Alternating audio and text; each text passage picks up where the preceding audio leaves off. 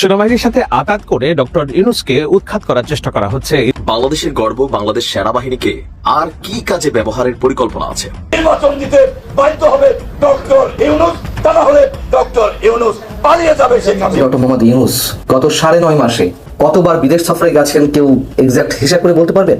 এবং সর্বশেষ তিনি জাপান রয়েছেন। রাজনৈতিক দলগুলোর জন্য সরকার কি নতুন কোনো ফাঁদ তৈরি করেছে, যে ফাঁদে রাজনীতিবিদরা পড়তে বাধ্য হচ্ছে? এমন এক ধরনের ফাঁদ, যে ফাঁদ পাতা থাকবে, একে একে ধরাশায়ী হবে রাজনীতিবিদরা এবং একে একে ধরাশায়ী হবে রাজনৈতিক দলগুলো। মাঝখান থেকে এই ফাঁদ পাতা শোনে যে কারণ নির্দিষ্ট কোনো একটা পক্ষ বিজয়ী হবে। প্রধান উপদেষ্টার সঙ্গে বৈঠকের পরেও নির্বাচনে স্পষ্ট কোনো ঘোষণা না আসায় হতাশায় বিএনপি। প্রধান উপদেষ্টার সঙ্গে রাজনৈতিক দলের নেতাদের বৈঠকের পরেও সরকারের পক্ষ থেকে জাতীয় নির্বাচনের স্পষ্ট কোনো ঘোষণা আসেনি এখনো পর্যন্ত। রাজনীতির আড়ালে বড় কয়েকটা ঘটনা ম্যানেজ করে ফেলেছেন প্রফেসর ইউনূস। পরিস্থিতি এখন ডক্টর ইউনূসের নিয়ন্ত্রণ। দর্শক, রাজনীতির আড়ালেও রাজনীতি চলে।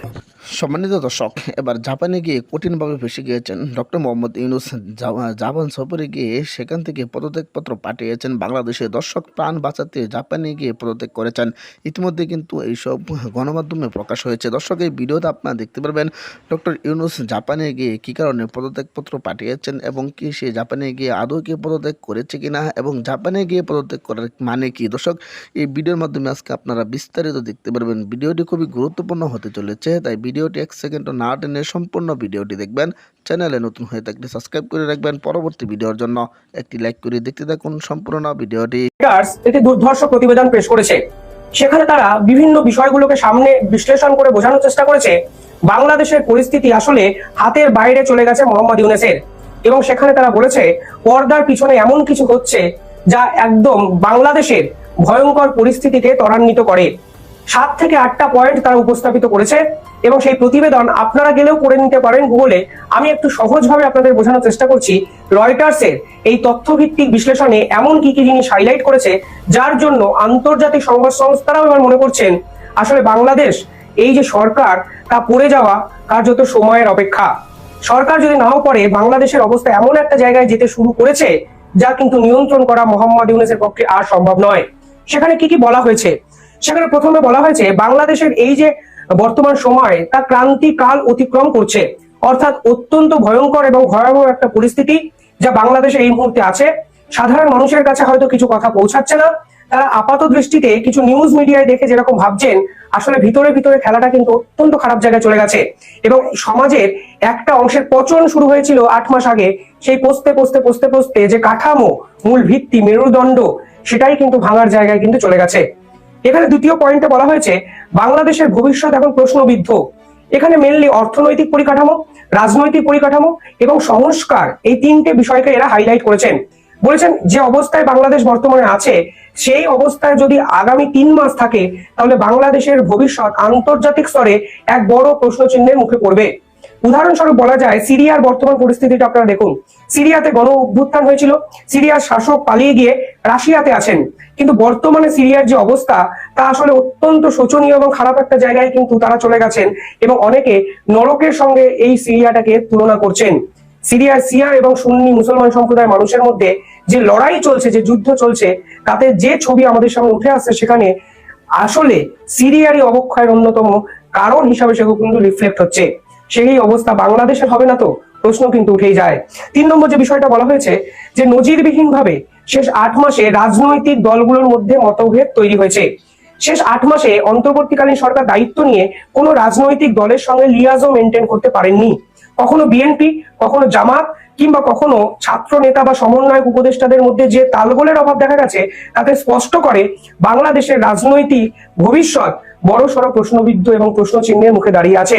এখানে স্পষ্টত বলা হয়েছে রাজনৈতিক দলগুলো মাত্র 8 মাসেই নিজেদের মধ্যে যেরকম ঝুটঝামেলায় জড়িয়ে পড়লো তার দায় মোহাম্মদ ইউনূসকেই নিতে হবে এবং এটি সরকারেরই দায়, কারণ সরকার 3টে রাজনৈতিক দলের মধ্যে সমন্বয় সাধনটা 8 মাসের মধ্যেই নষ্ট করে ফেলেছে। রয়টার্সের প্রতিবেদনে বলা হয়েছে রাজনৈতিক দলগুলো কিসের ইঙ্গিত পাচ্ছেন, কেন মোহাম্মদ ইউনূসের উপর ভরসা হারিয়ে ফেললেন? যে মোহাম্মদ ইউনূসকে আসলে সমস্ত রাজনৈতিক দল একজোট হয়ে ক্ষমতায় বসিয়েছিলেন, সেই মোহাম্মদ ইউনূসের থেকে মুখ কেন সরিয়ে নিলেন রাজনৈতিক দলগুলো, সেই প্রশ্ন কিন্তু তোলা হয়েছে। বলছে এটা আন্তর্জাতিক কোনো প্রশ্ন নয়, অর্থাৎ মোহাম্মদ ইউনূসকে নিয়ে ভারত কি বলছে, মোহাম্মদ ইউনূসকে নিয়ে আমেরিকা কি বলছে, মোহাম্মদ ইউনূসকে নিয়ে পাকিস্তান, চীন কি বলছে, এই প্রশ্নের থেকে আজকে সব থেকে বড় প্রশ্ন বাংলাদেশে যেটা উঠছে তা হলো রাজনৈতিক সমস্ত দলগুলো মোহাম্মদ ইউনূসের মতো নোবেলজয়ী একজন মানুষের প্রতি আস্থা বা বিশ্বাসটা হারিয়ে ফেললেন কেন? সরকার কি ইন্টারনাল কোনো কোয়ারি করছেন? সরকারের কি আত্মসমালোচনা করার প্রবণতা আছে? না হলে আসলে স্বৈরাচারের দিকে বাংলাদেশ যাচ্ছে, সেখানে স্পষ্টত রয়টার্সের এই প্রতিবেদন কিন্তু ব্যাখ্যা করলো। প্রধান উপদেষ্টা অধ্যাপক ডক্টর মোহাম্মদ ইউনূস গত 9.5 মাসে কতবার বিদেশ সফরে গেছেন কেউ এক্সাক্ট হিসাব করে বলতে পারবেন?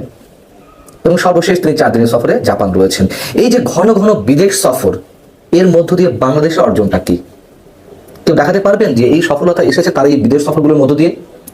কিছুই না, মোটামুটি শূন্য আমরা বলতে পারি। শুধুই স্বপ্ন দেখানো হয়েছে, শুধুই গান গল্প শোনানো হয়েছে। সর্বশেষ তিনি যে জাপান সফরে রয়েছেন তার মধ্য দিয়ে উল্টো বাংলাদেশের প্রায় 1000 কোটি টাকা গচ্চা যেতে যাচ্ছে। তিনি এই সফরে যেহেতু গেছেন নিক্কেই ফোরামের একটি সম্মেলনে অংশ নিতে, জাপানের প্রধানমন্ত্রীর সঙ্গে তার সাক্ষাৎ হবে হয়তো, এবং সেখানে 7টি এমওই স্বাক্ষর হবে। তার মধ্যে উল্লেখ করার মতো কিছু না হলে একটি বিষয় অবশ্যই খুব গুরুত্বের সঙ্গে বলতে হবে, জাপান থেকে পুরনো প্রযুক্তির 8 লাখ মিটার কেনা হবে, যার জন্য প্রায় 1000 কোটি টাকা, বা খুব সুনির্দিষ্ট করে বললে 900 কোটি টাকা বাংলাদেশকে গচ্চা দিতে হবে। যেহেতু পুরনো প্রযুক্তির মিটার, প্রতিটি মিটারের দাম পড়বে 12,000 কোটি টাকা। এবং এই যে 900 কোটি টাকা সংস্থান করতে গিয়ে জাপানেরই যে bank, Japan bank for international cooperation JBIC থেকে কঠিন শর্তে ঋণ নিতে হবে। কিন্তু এই যে কঠিন শর্তে ঋণ নিয়ে পুরনো প্রযুক্তির মিটার কিনতে হচ্ছে কেন? এর রহস্যটা কি? আছে তো নিশ্চয়ই কিছু। এবং এই মিটার কিনতে গেলে বাংলাদেশ সরকারের যে বর্তমান নীতিমালা সেটিও পরিবর্তন করতে হয়। তার কারণ বর্তমান নীতিমালায় উচ্চ প্রযুক্তির প্রিপেইড মিটার কেনার কথা রয়েছে।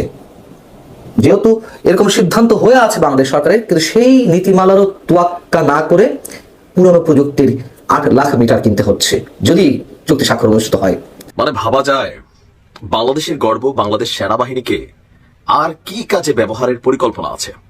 আমরা তীব্র নিন্দা জানাচ্ছি, কারণ ঘটনাটিতে যিনি সম্পৃক্ত তিনি হচ্ছেন ঢাকা উত্তর সিটি কর্পোরেশনের যিনি প্রশাসক হিসাবে নিয়োগপ্রাপ্ত হয়েছেন। কেউ কেউ বলছেন যে হিজবুত তাহরির সাথে তার সম্পর্ক, এবং কি এই সংগঠনটির সাথে সম্পর্ক থাকার কারণে তিনি নাকি 2 একবার গ্রেপ্তারও হয়েছেন। সত্যতা আমি ভালো করে জানি না, তবে প্রথম থেকে ওনাকে নিয়ে অনেক বিতর্ক আছে। ওনার ধৃষ্টতা দেখেও আমরা আশ্চর্য হই যে বাংলাদেশ সেনাবাহিনীকে দিয়া কোরবানির পশুর যে বর্জ্য, মানে সুইপারি করার কি বুঝেন নাই, যে আমরা গরুডোর জবাই করার পরে আতজুরি ভুড়ি গোবর টোবর রক্ত পানি যা আছে পরিষ্কার পরিচ্ছন্নতা করানোর যে কাজটা, সেই কাজটা এবং এডিস মশা নিয়ন্ত্রণে সেনাবাহিনীর নিয়োগে ঢাকা উত্তর সিটি কর্পোরেশনের উত্তর সিটি প্রশাসকের বক্তব্যে তীব্র প্রতিবাদ জানিয়েছে বাংলাদেশ সেনাবাহিনী। আমরাও তীব্র প্রতিবাদ জানাই। ঘটনার প্রেক্ষাপট রয়েছে আসন্ন ঈদুল আজহায় কুরবানি পশুর বর্জ্য ব্যবস্থাপনা এবং এডিস মশা নিয়ন্ত্রণে ঢাকা উত্তর সিটির যিনি প্রশাসক আছেন তিনি একটা বিজ্ঞপ্তি দিয়েছেন। বলছেন যে এখানে সেনাবাহিনী নাকি কাজগুলা করবে বা তাদের প্রতি আহ্বান জানিয়েছেন, অথবা নির্দেশনা চিঠি সামহাউ অফিসিয়ালি যেটা তার ক্ষমতা আছে তিনি এটা প্রয়োগ করেছেন। আর এতে বাংলাদেশ সেনাবাহিনীর ফেসবুক পেজ থেকে এই ঘটনার বিরুদ্ধে প্রতিক্রিয়া জানানো হয়েছে। বিজ্ঞপ্তিতে বলা হয়েছে, সম্প্রতি গণমাধ্যমে প্রকাশিত ঢাকা উত্তর সিটি কর্পোরেশন প্রশাসকের এক বক্তব্যে বলা হয়, আসন্ন ঈদুল আজহায় কোরবানির পশুর বর্জ্য ব্যবস্থাপনা এবং ডেঙ্গু মশা নিয়ন্ত্রণের দায়িত্বে সেনাবাহিনী নিয়োগ করা হবে। সবার অবগতির জন্য জানানো যাচ্ছে, বাংলাদেশ সেনাবাহিনী এই ধরনের কোনো কার্যক্রমের বিষয়ে অবগত নয় এবং ভবিষ্যতেও এই ধরনের কোনো কার্যক্রমের সঙ্গে সম্পৃক্ত হওয়ার তাদের কোনো পরিকল্পনা নেই। সেনাবাহিনী দেশের সার্বভৌমত্ব এবং জননিরাপত্তা নিশ্চিতে নিরলসভাবে কাজ করে যাচ্ছে বলেও সংবাদ বিজ্ঞপ্তিতে সেনাবাহিনীর পক্ষ থেকে বলা হয়েছে যে সেনাবাহিনী মনে করে কুরবানির পশুর বর্জ্য ব্যবস্থাপনা এবং এডিস মশা নিয়ন্ত্রণের মতন দায়িত্ব সংশ্লিষ্ট এবং উপযুক্ত সংস্থাগুলোকে দেওয়াই যৌক্তিক হবে। তো মানে এই জিনিসটা যখন সামনে আসে তখন স্বাভাবিকভাবে প্রশ্ন ওঠে যে দীর্ঘ 9 মাস সেনাবাহিনীকে মাঠ পর্যায়ে রাখার কারণে আজকে সেনাবাহিনীকে দিয়া সুইপারি কাজ করার জন্য একটা পরিকল্পনা চলছে কেন ভাই? মানে আমাদের সিটি কর্পোরেশনের কি লোকবলের অভাব আছে? তাহলে নিয়োগ দেন। আর আমাদের এই প্রশাসক আমরা জানি, আমাদের যিনি উপদেষ্টা আসিফ মাহমুদ আছেন ওনার রিকমেন্ডেশনেই নাকি উনি আসলে আপনার এই পদটা পেয়েছে। আমাদের সেনাবাহিনীর সাথে আমরা দেখছি যে এই মুহূর্তে দেশের একটা গ্রুপ এনসিপি সহ আরেকটা গ্রুপ আছে যারা সেনাবাহিনীকে নিয়ে মানে নানান বিতর্কিত আর কি সুইপারি করার পরিকল্পনা এখন চলে আসছে। প্রতিনিয়ত সেনাবাহিনীকে নিয়ে অধ্যত্বপূর্ণ কথাবার্তা, সেনাপ্রধানকে নিয়ে কট্টরপন্থী কথাবার্তা, সেনাবাহিনীকে নিয়েও কট্টরপন্থী কথাবার্তা, সেনাবাহিনীর মধ্যে বিভাজন তৈরির প্রচেষ্টা, সবকিছু মিলিয়ে আমি বরাবরই বলি যে স্বাধীনতা পরবর্তী বাংলাদেশে সেনাবাহিনীকে নিয়ে এই ধরনের এত রকম ফালতু কথাবার্তা বা ফালতু অ্যাক্টিভিটিস করার মতো দৃষ্টতা যারা দেখাচ্ছেন, কিসের বলে আসলে দেখাচ্ছেন? আর আমাদের সেনাবাহিনী শুধু বিবৃতি এবং বিষয়গুলো নিয়ে অনেকটা নিশ্চুপ চুপচাপ, মনে হয় যে ভাই সেনাবাহিনী না, আমরা হয়ে গেছি হচ্ছে ধরেন আনসার, এরকমই আমার কাছে মনে হচ্ছে। কেন? যারা এগুলা করতেছেন তাদের বিরুদ্ধে মিনিমাম লেভেলে তো সেনাবাহিনীর পক্ষ থেকে একটু ব্যবস্থা নেওয়া দরকার, না হলে তো এগুলা কন্টিনিউ থাকছে। আমরা যারা কথা বলতেছি আমাদেরকে মাঝে মাঝে। সম্মানিত দর্শক, আশা করি সকলে পুরো ভিডিওটি দেখলেন। এই ভিডিও সম্পর্কে অবশ্যই আপনাদের মতামত ভিডিওর কমেন্ট বক্সে লিখে জানাবেন। দর্শক, ইতিমধ্যে কিন্তু আপনারা ভিডিওর মাধ্যমে দেখতে পেরেছেন ডক্টর মোহাম্মদ ইউনূস জাপানে সফরে গিয়েছিল। সেই সফর থেকে সে পদত্যাগপত্র পাঠিয়েছেন বাংলাদেশে। দর্শক, জাপানে গিয়ে প্রাণে বাঁচলেন ডক্টর মোহাম্মদ ইউনূস। কী কারণে সে জাপানে গিয়েছেন এবং জাপান থেকে কী কারণে পদত্যাগপত্র বাংলাদেশে পাঠিয়েছেন, এবং জাপানে গিয়ে কি তাহলে সে জাপানে যাওয়ার যে প্ল্যান ছিল এবং সে জাপানে গিয়ে এই পদত্যাগপত্র পাঠিয়েছেন, এবং এই বিষয়গুলো কিন্তু আবার নেট দুনিয়ায় তোলপাড় সৃষ্টি করে দিয়েছেন। দর্শক, এই ভিডিওতে আপনারা কিন্তু দেখতে পেরেছেন জাপানে গিয়ে যে পদত্যাগপত্র পাঠিয়েছে সেই বিষয়গুলো নেট দুনিয়ায় তোলপাড় সৃষ্টি করেছেন। অবশ্যই এই ভিডিওতে আপনারা বিস্তারিত দেখেছেন। দর্শক, ভিডিও সম্পর্কে আপনাদের মতামত ভিডিওর কমেন্ট বক্সে লিখে জানাবেন। এই ধরনের ভিডিওগুলো সবার আগে পেতে অবশ্যই চ্যানেলটি সাবস্ক্রাইব করে পাশে থাকা বেল বাটনটি অন করে রাখবেন পরবর্তী আপডেটগুলো সবার আগে পাওয়ার জন্য। আজকের মতো ভিডিওটা এখানে শেষ করলাম। দেখা হচ্ছে পরবর্তী ভিডিওতে। ভালো থাকবেন, সুস্থ থাকবেন। আসসালামু আলাইকুম রাহমাতুল্লাহ।